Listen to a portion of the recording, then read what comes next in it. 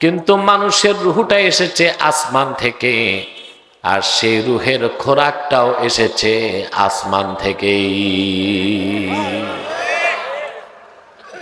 আমরা আজকে বসেছি গেজায়ে রুহ, রুহের খোরাক নিতে,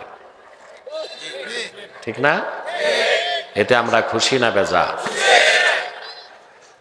বেজার শুধু শয়তান, শয়তানের চেলাচামুন্ডারাও বেজার।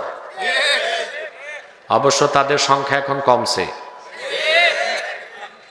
আগে তো মাহফিল দিলেই বাধা, শর্ত থাকতো 34টা, আউল বাউল ফাউল গান, ডিজে পার্টি আর পহেলা বৈশাখী অনুমতি লাগতো না,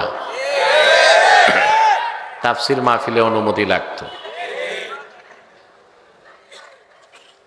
কোথায় তারা? কিছু আছে জেলে আর কিছু জঙ্গলে।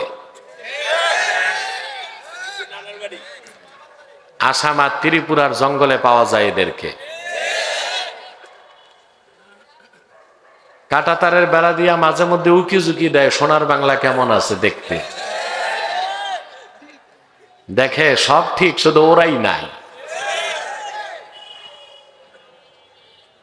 এই পরাজিত শক্তি থেকে আগামীর বিজয়ী শক্তিকে শিক্ষা নিতে হবে।